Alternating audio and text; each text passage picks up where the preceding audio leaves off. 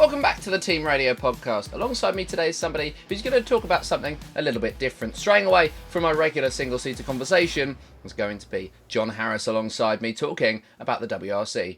Welcome to the podcast, John. Just tell the viewers a little bit about yourself. First of all, pleasure to be here, as always. And I am a WRC guy, effectively. I've grown up with the WRC.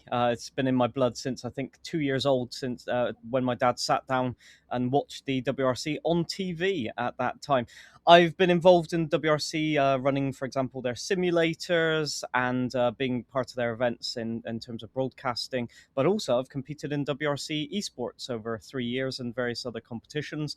I'm usually known for crashing into trees under the alias of Is Amusing, but we'll gloss over that. I think you do yourself a disservice there, but either way, somebody very involved in the rally scene and the rally esports scene as well. 2022 vice champion could say stuff like that, but that would be obnoxious, so we're not going to say that. Exactly. I forgot the year. That's why I didn't mention it. But either way, it is an achievement, regardless of whether you see it as one or not. And it's one that I am definitely jealous of. But to those who might be slightly less initiated, could you explain to the viewers a little bit more about what the World Rally Championship is? Yeah, so I'd compare it to circuit racing. For example, you've got a sprint format like touring cars. You've got a sort of mid-format like Formula One that is long enough, say the 2-hour mark, but not endurance format. And you have the World Endurance Championship. So in off-road racing, you have Rallycross sprint format. You have the WRC, which is sort of the mid-format, and then obviously Paris-Dakar for endurance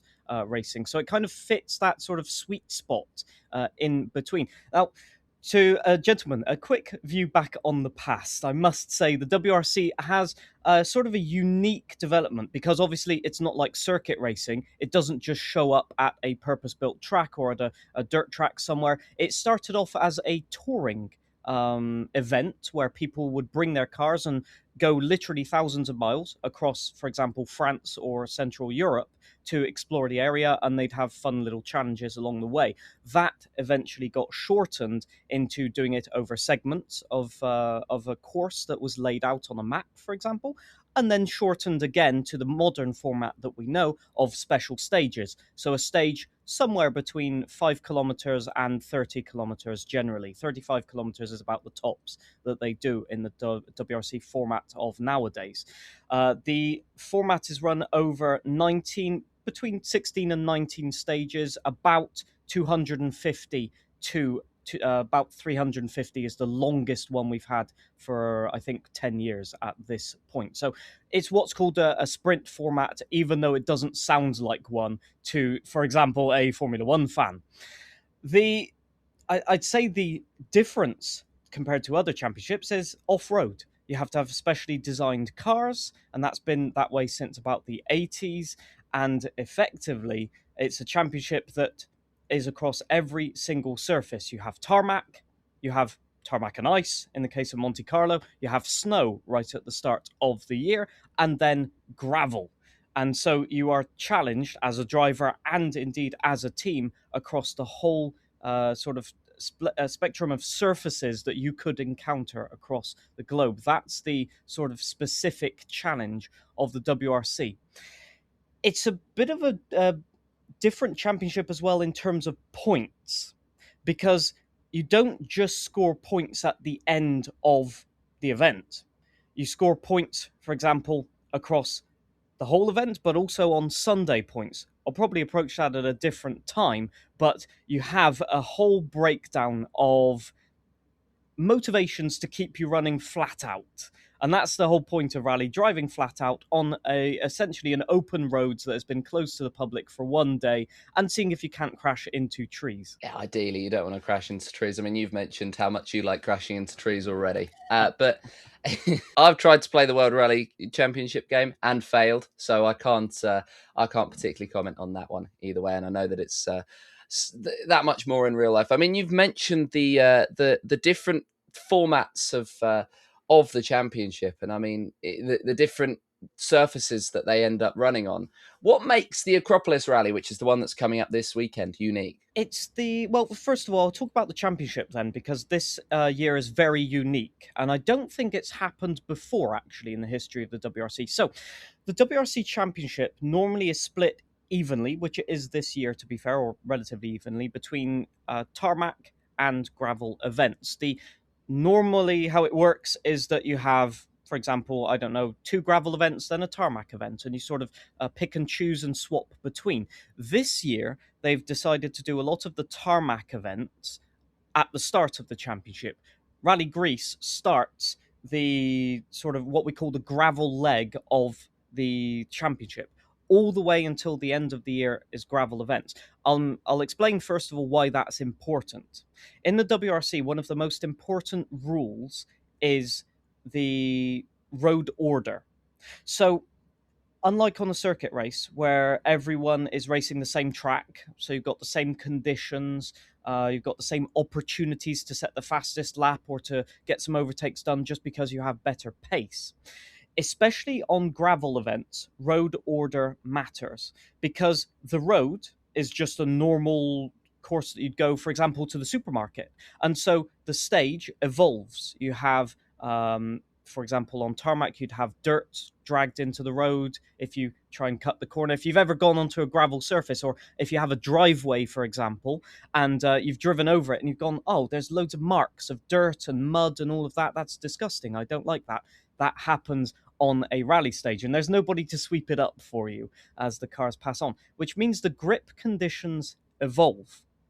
So gravel events like Acropolis Rally are very, very tough on the drivers because you have to adapt to those conditions. So you can have anything from when I went there to spectate.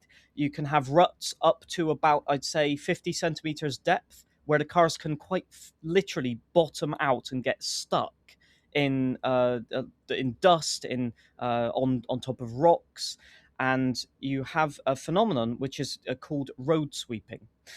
Very simply, if you have a huge layer of dirt on the top of the surface, if you've ever gone to a beach, say, and it's a stony beach, you have that layer of sand on top. And if you scratch the surface a little bit, you have stones. That's where the grip is. So the wonderful thing about the WRC is they've run it on a format where the championship condenses towards the end. The first person on the road is at a disadvantage to clean the road surface for the other drivers. So this part of the championship is where you effectively see the drivers at the front of the championship, the drivers that have done well on tarmac, start to suffer. But more specifically about Greece, I'd say the challenge is, as we're finding out, talking right now, temperature.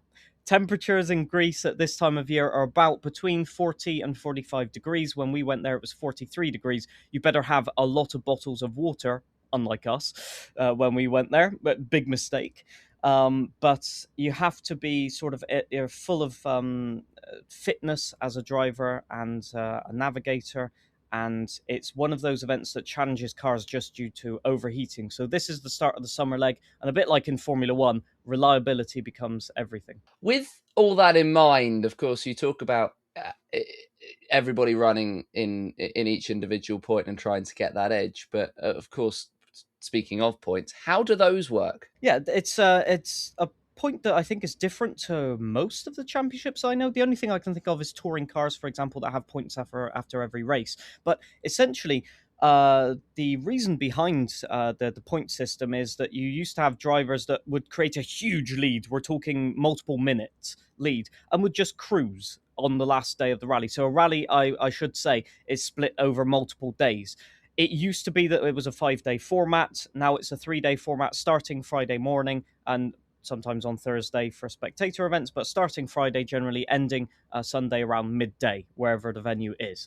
And so that presents a unique challenge. How do you make it interesting for spectators? Well, the WRC have come up with a format to tackle that. What's called Super Sunday.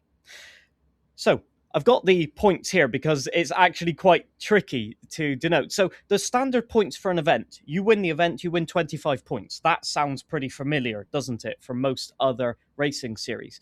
The only difference being with, for example, Formula One is the runner-up gets 17 points instead of 18. So small points different there. But you can win 5 additional points for setting the fastest overall time on just the Sunday stages. So normally 4 stages, a bit of a sprint format to spice things up.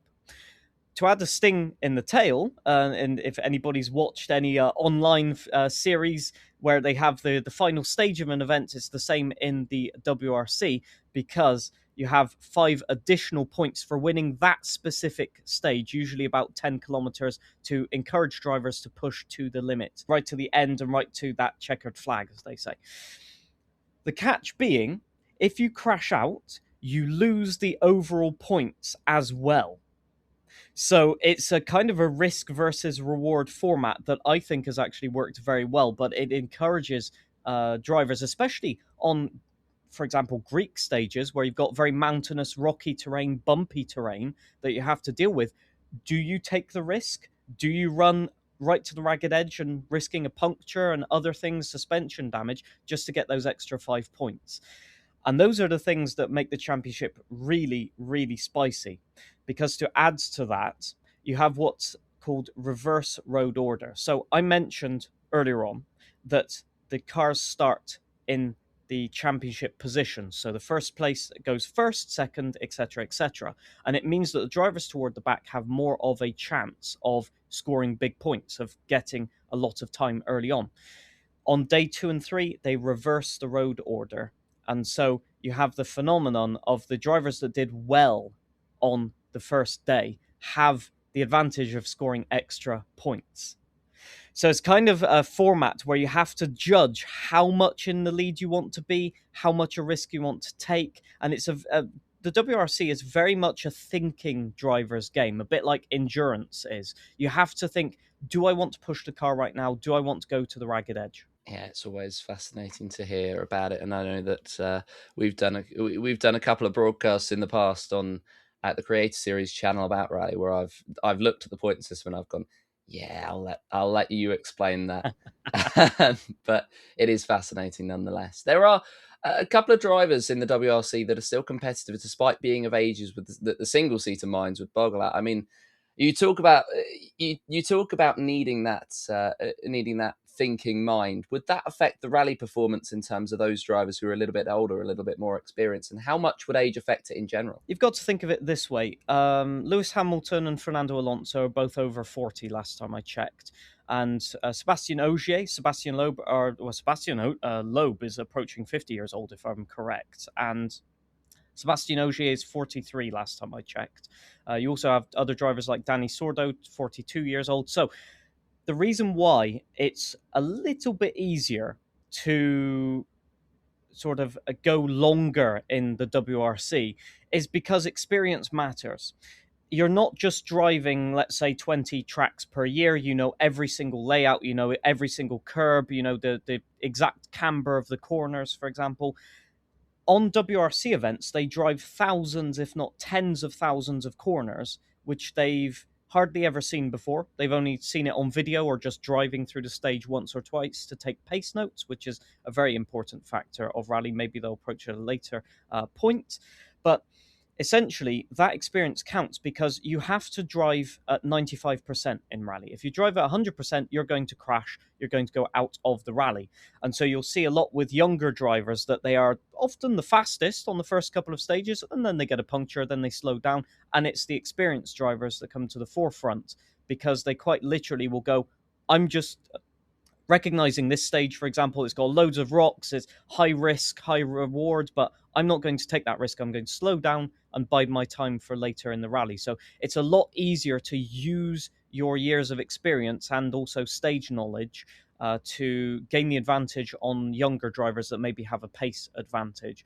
And I will say Sebastian Ogier and Sebastian Loeb are kind of outliers, a bit like Lewis Hamilton and Fernando Alonso are, in that for some reason they are just so good at what they do that even if they don't have the pure pace in, for example, qualifying in Formula One, in the race they are formidable because they can just look at something and go, I can gain a 10th there, I can gain a 10th here, that will make up for my pace deficit. And so for Sebastian Ogier and Sebastian Loeb, that means 9 titles apiece, which is just a mind-boggling fact. The fact that they're still able to do it, and the fact that they're able to do it, I'd say probably better than anybody else, really, is just really really interesting to see. You talk about the drivers who make the pace notes as they go around, and obviously they're not going around with one hand on the wheel and one hand on a pen. They could try. They could, and I'm sure someone has in the past given that a go. But what would be the role of the co-driver then? Not just with the pace notes, but the person sitting alongside the driver who's actually at the wheel. So the co-driver, their role has evolved throughout the years. So you probably know that the co-driver actually originated at Indianapolis, where they had an engineer on board to basically fix the car, and so that carried over into rallying. Because obviously you're running a normal road car back in the 70s or a lightly modified road car, you need to make repairs after, say, 1,000 kilometers. Something's going to break. So having an extra person on board is actually very useful for that fact, would you believe? In more modern days, for example, with the invention of pace notes, but before that, it was road maps. You'd quite literally have a normal, say, AA map if you're in the UK, and you'd look at it and go, okay, that looks windy. I'm going to notify my driver, be careful, because although we're going flat out right now, we need to sort of slow down the pace. We need to actually be careful because there's a corner coming up. It was actually Stirling Moss during a road course known as the Mille Miglia in Italy that sort of started the concept of pace notes. It was called tulips at the time. It was basically just indications of, okay, the course goes left, the course goes right, be careful of some road sort of hazards on the way. It's evolved to a very complex system of pace notes which depict the way the corner goes, how tight the corner is, and whether there's any hazards on the roads. And every driver has their system of doing it. So, for example, a pace note would be left 4 tightens. So you're going into a left corner. 4 on a scale of 1 to 6 is a medium corner. Tightens means you can approach it fast and you've got to slow down trail braking into the corner, for example. So once you get the knack of it, it's a very simple-ish system as long as you sort of in the pace of it. So the co-driver's job nowadays is to depict exactly what is coming up to the driver, because the driver has only seen the course once or twice, apart from on, say, a video recording. So the driver doesn't know the course, and so the specifics of the pace note denote how fast you can go.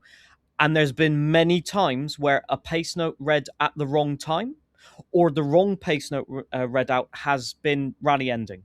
You go off the roads, there's no runoff area, that's the end of your rally. It's happened this year multiple times already. So I'd argue almost that the pace note, the co-driver's job, is more important than the driver's job, because a good co-driver can make an average driver go extremely fast, not the other way around. I mean, it's all about that team collaboration, really, isn't it? To get them right up to the top of the standings, which is where we find at the moment Elfyn Evans. Now, he's had many a co-driver in the past, and he's had many a nearly a championship, but he hasn't managed to take it over the line. Would you say that calling him a nearly man is a fair assessment? And do you think that this could be his championship? In the WRC, we call it the not being called Seb and not being French problem. Because there's many drivers actually that you could mention, and up until recently, Thierry Neuville was one of those drivers that had yet to score a championship. And since 2003, there have only been 4 drivers that have won a championship that have not been called Sebastian and that haven't been French. You've had Peder Solberg in 2003, then came the Sebastian Loeb dominance, all the way up to where Sebastian Ogier took over, for example. Then you had Ott Tanak won 1 championship, back to Seb Ogier. And recently you've had Kalle Rovanperä. We're going to talk about him a little bit later, if I remember correctly. But essentially the problem is Sebastian Ogier and before that Sebastian Loeb are just so good at their crafts. They are effectively the Mr. Consistent. Let's say it's Michael Schumacher and take your pick between Lewis Hamilton or Max Verstappen combined. Okay, you have the sheer consistency of a Michael Schumacher that can just put in pace after pace after pace and never go off the road at all. And then you have the sheer ability to just pull out a 10-second gap on just one single stage that a Lewis Hamilton or Max Verstappen would be able to do in, for example, qualifying. Pull out that lap where you go, how have they done that? That's not possible for other drivers. And so when you're another driver approaching that, it's so difficult because you have to be on the pace all the time. If you make a mistake, it's basically championship over, because you know Sebastien Ogier is not going to make a mistake, for example. And so for a driver like Elfyn Evans, the way I depict it is he has superhuman consistency and 9 out of 10 pace. And it's still not enough to win a championship on a regular basis versus guys like Sebastien Ogier. So he just is unlucky in running against one of the drivers that I don't think you'll see in maybe 50 years from now. It's just one of those things that every driver is trying to compete against a perfectionist that is still at the top of the game at 43 years old. For Elfyn, I think this year he's got a very good chance, however, because over Sebastien Ogier, he has, if I remember correctly, a 60 points gap. Sounds like a lot, but remember, he starts first on the roads, does Elfyn Evans, so he will be losing points as he tries to make pace on the road that isn't to his liking, as they say.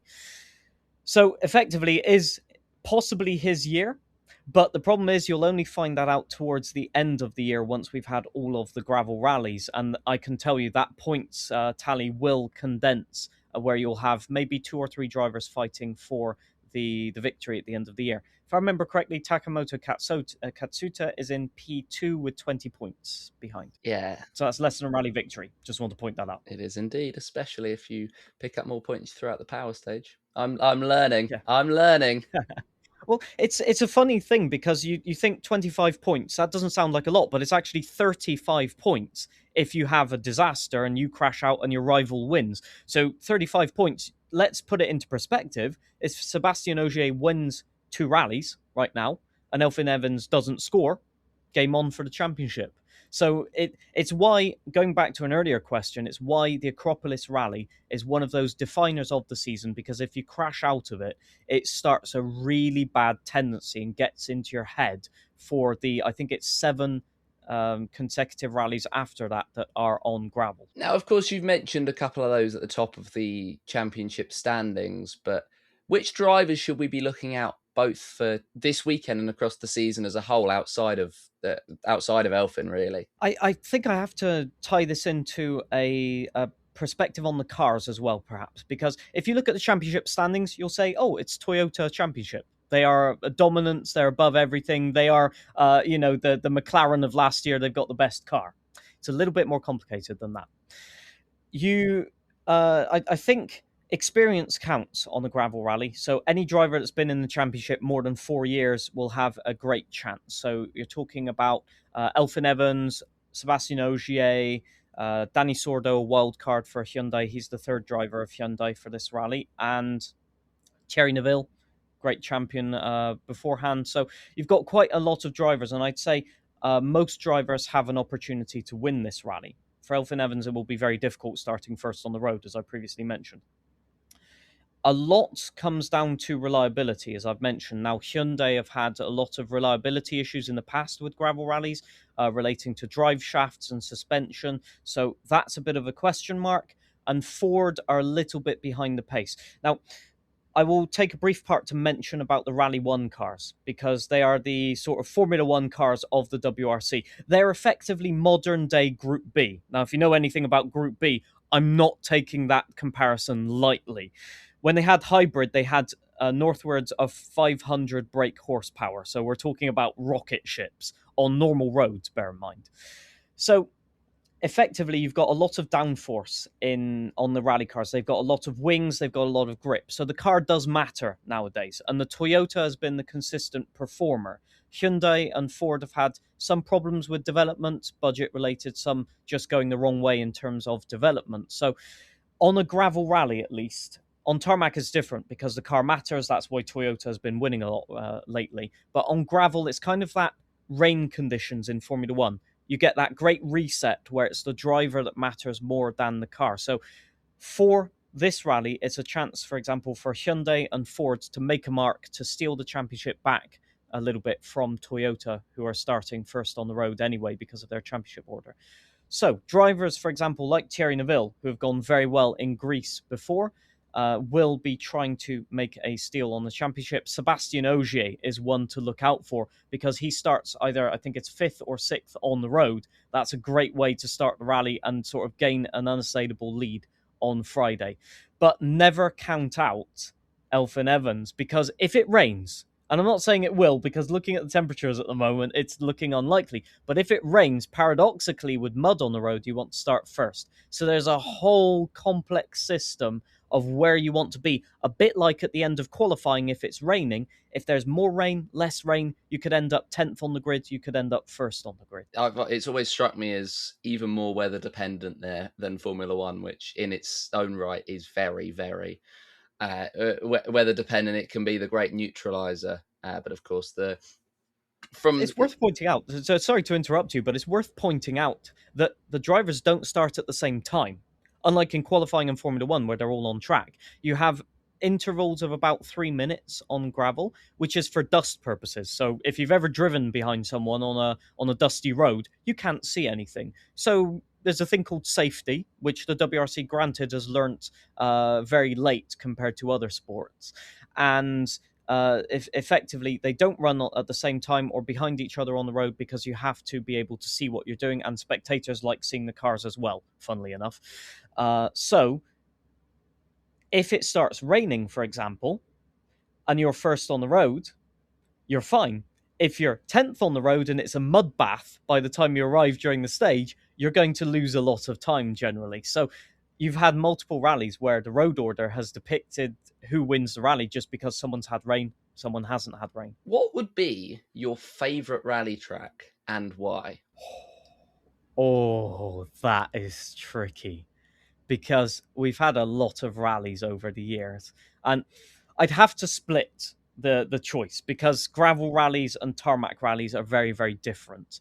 I'd have to say Rally Finland for a gravel rally. If you want to see Formula One style speeds on an event, you go to Rally Finland. They are quite literally doing 200 kilometers per hour between some trees, not hitting them like I do, but between some trees, well, hopefully not anyway, and just drifting it sideways. You look up a compilation on YouTube or wherever you want to. It's insane, the amount of angle drifting that they do, power sliding they call it in rally, but same concept. And they are just nuts, and I love it for that. On tarmac, I have to say probably Rally Monte Carlo, because it starts the year, so it's a special event, and I've been there twice. And to walk up roads where you can't even stand up straight, you're literally sliding back down the road on a mountainous pass, and they go through at still 150 kilometers per hour on ice, is just ridiculous. And I love the fact that they have the talent to do that. Yeah, of course, it is the pinnacle of the discipline, and it seems to be, to me at least, like a unique discipline pinnacle. Unlike Formula One in particular, there are a lot of drivers that compete in part-time campaigns. Why do you think this is, and do you think it has any impact on their overall performance? So, in recent times, it's gone to a performance narrative. So, teams will have ordinarily 3 cars. For M Sport, it's 2. That's for finance reasons. But for example, Hyundai have 3 cars. They have 2 regular drivers. They have Thierry Neuville. They have Adrian Fourmeau in the car this year. And they are, every single rally, they're scoring points. They're going for the Drivers' Championship. The third car is used as a backup car. Essentially, only 2 cars can score points for Manufacturers' Championship, but they bring extra cars anyway. You can elect 3 cars to score points, and if one of them crashes out, you have a backup car to score points anyway. So that third car is often taken by either gravel or tarmac specialists back in the day. If you know of a guy called Gil Panizzi, for example, the guy that did the famous donut in Rally Spain, he was a tarmac specialist, and Peugeot would bring him in specifically to score big points on tarmac events. That narrative continues nowadays, where, for example, they're bringing Danny Sordo to Rally Greece because he's had great runnings there in the past. He's a gravel specialist. He knows what he's doing. He's a brilliant driver on gravel. So that third car is kind of used as a crutch to gain the big points. They start further down in road order because they don't have many championship points. So it's basically a win-win for the manufacturer. And it's also a win-win for drivers because some drivers don't like certain events, so they will take half a year's salary to do 6 events over the year and score big points for the team. Everybody's happy, right? For drivers like Sebastien Ogier, it's more of a political thing as well. He has his family. He doesn't want to go away from his family. That's the official narrative. But he's had gripes with the starting first road order for a long, long time. We're talking 10 plus years. So he's figured out, and it worked very well for him last year, for example, where he won the championship, not doing every single round, that, well, if you don't do all of the events at the start of the year, you start with a better road position at the midway through the year. Would that be Rally Greece? Oh, yeah, it would be Rally Greece where that comes into effect. And so you've got the funny narrative of you don't have to do a full season to necessarily be in contention for the championship, rightly or wrongly. That you'll find differing views on that for sure. My view, I'll keep that secret, but I think you'll be able to find out what my view is very easily from the way I'm describing it. But essentially it's a choice by the manufacturers to bring specialists to score points, and so you will often find that drivers will train a lot in the off season on one specific road surface. A little bit like F1 esports then, if anybody knows about that, where they specifically for those events they will train all year and they'll go for maybe 1 or 2 races. But that's deviating massively, I think, from the audience of the people that will be watching this one. But it's a fun concept because I just want to say, quite often in Formula One, in GT and endurance racing, your contract will stipulate you have to do every single race of the season. Whereas in the WRC, that's kind of like you can do every race if you want to, but we'll find someone else if you don't want to. So it's a very different mentality. And some drivers, for example, will refuse to do Rally Finland because the risk is too high, the speeds are too high. It's quite literally an old school format of racing. Well, speaking of Rally Finland, it's a very easy segue for a Finnish driver that became very, very big relatively recently, in fact, as far as rally racing goes. And you mentioned him earlier on. Kalle Rovanperä of course, he won his 2 championships in WRC. He went to a part-time campaign, came back, came third, and now has decided to deviate. He wants to chase the road to Formula One. It hasn't quite worked out for him so far, but aside from his unfortunate illness earlier this year, why do you think this might be? Well, I want to take 2 precedents into account before I talk about Kalle specifically. You had, in the 1990s, you had a test drive of Colin McRae with Jordan Formula One team, if I remember correctly, where he was well on pace, but destroyed the tyres. Rally driver and destroying tyres by going sideways. Would have never guessed. But it shows that drivers in rally can have the pace in circuit racing. If I remember correctly, he also did some Le Mans stuff, if I remember correctly, and so did Sebastian Loeb. Sebastian Loeb did a test for Toro Rosso and was very, very close to entering the championship. I think it was in 2008, but Sebastian Bourdais was drafted in for Toro Rosso instead. So we've had drivers in the past that have come very close to getting into the ranks of circuit racing and open wheel racing, so high downforce events. That's the main issue, is high downforce. So rally drivers can adapt a lot easier to GT or endurance racing because there's less downforce generally. So it's more like driving mechanical grip rally cars. So they're not out of their element. The main problem of a Formula One car is you have to trust the downforce. If you don't trust the downforce, you're not going to get the lap time. And rally drivers have a lot of problems doing that. In fact, some drivers had problems adapting to the Rally 1 cars because they couldn't trust the downforce of a rally car. So there you go. For Kalle Rovanperä, it's a little bit of a mystery whether he will succeed or not. I think he will, because he's done lots of tests in the past and he's had a lot of driver training with certain drivers in the past for rallying purposes, but it still builds your character as a driver. Kalle Rovanperä won 2 championships resoundingly. At the end of 2023 was a bit of a dud, and then came problems afterwards. But the 2 championships he dominated, let's just put it that way. as rally fans, we noticed some problems at 2023 and we thought, that's quite strange. And it carried on to 2025 where he had some bizarre incidents and we thought, that's really strange. He hasn't done that before. And it came out that he had health issues. Essentially, if you haven't seen the news, it was vertigo whenever he'd be in a racing car, including rallying. So he's a driver that hasn't been able to display his pace, and yet he was able to, in wet conditions, compete with at least the top half of the grid in Super Formula. So that's super positive straight away. And with the backing of Toyota, I mean, with the budget they have, with the confidence they have in Kalle Rovanperä, I can only think that if he can display the raw pace that I know he has, I think he has a great chance at least getting to Formula 2.